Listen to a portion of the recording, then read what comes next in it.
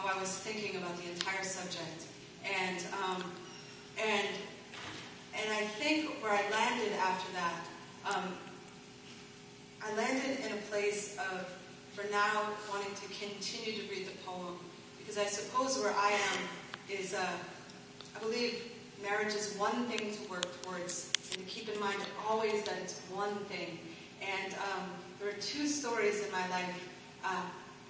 Remind me after this to tell you another story about Kate and that conference.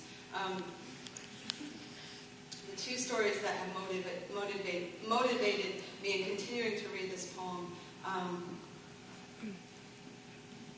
I used to teach in a preschool, and one day I was walking by two little girls at the art table, and one little girl said to the other little girl, "I'm going to marry you someday." And the other little girl said, "We can't get married because we're both girls and we'll go to jail."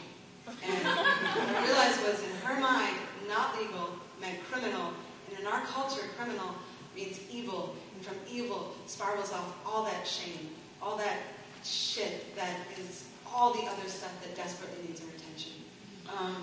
The other story is I read this poem in Colorado, where I live, and a woman came up to me after the show and told me that several years prior, her partner had been rushed to the emergency room, and because she wasn't family, she wasn't allowed in the room where she was being helped, and she went crazy.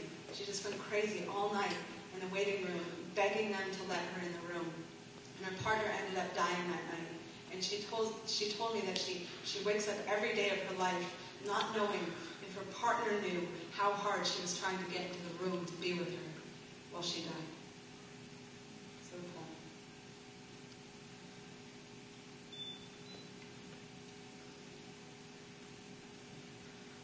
Bob da bob bob da bob bob da bob da bob dang dang dang ding a dong ding I do do do do do do dip dip dip bob da bob bob da bob bob da bob da bob dang dang dang ding a dong ding I do. But the fuckers say we can't. Because you're a girl and I'm a girl, or at least something close. And the most we can hope for is an unsub unit in Vermont. I want church bells. I want rosary beads. I want Jesus on his knees. I want to walk down the aisle from the patriarchy smile. That's not true. But I do want to spend my life with you. And I want to know 50 years from now when you're in a hospital room getting ready to die. When visiting hours for family members only, I want to know they'll let me in. Just say goodbye. I've been 50 years memorizing the way the lines beneath your eyes form rivers when you cry, and I've held my hand like an ocean at your cheek saying, "Baby, flow to me."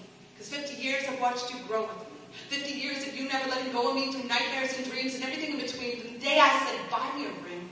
Buy me a ring that will turn my finger green so I can imagine our love is a forest. I want to get lost in you. And I swear I grew like a wildflower every hour of the 50 years I was with you. And that's not to say we didn't have bad days. Like the day you said, "That checkout clerk was so sweet." And I said, "I'd like to eat that checkout clerk." And you said, "Honey, that's not funny." And I said, "Baby, maybe you could take a fucking joke every now and then." So I slept on the couch then. The morning came, you were laughing. Yeah, there were times we were both half in and half out the door. But I never needed more than the stars on your skin to lead me home. For 50 years, you were my favorite poem.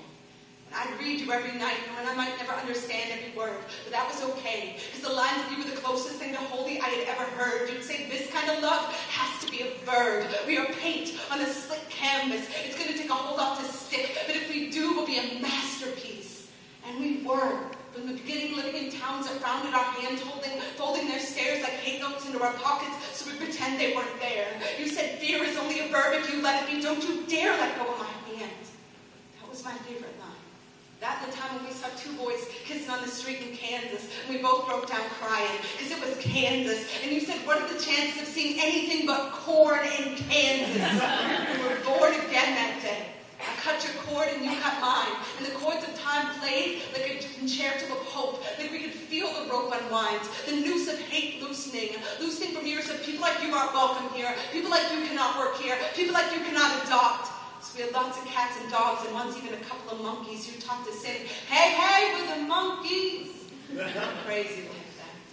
I was so crazy about you. On nights you couldn't sleep, I would lay awake for hours counting sheep for you. And you would rewrite the rhythm of my heartbeat with the way you held me in the morning, resting your head on my chest. I swear my breath turned silver the day your hair did.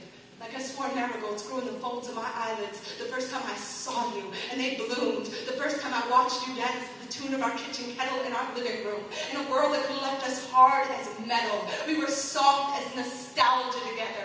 For 50 years, we feathered wings too wide to be prey, and we flew through days strong and days as fragile as sandcastles at high tide. You would fold your love into an origami firefly and throw it through my passageways till all my hidden chambers were lit with lanterns. Now every trap door of every pore of my heart is open because of you, because of us. So I do want to be in that room with you. When visiting hours with family members only, I want to know they'll let me in. I want to know they'll let me hold you while I sing. Ba-da-ba-ba-ba-ba-ba-ba-ba-ba-ba-ba-ba-dang-a-dang-a-ding-a-dong.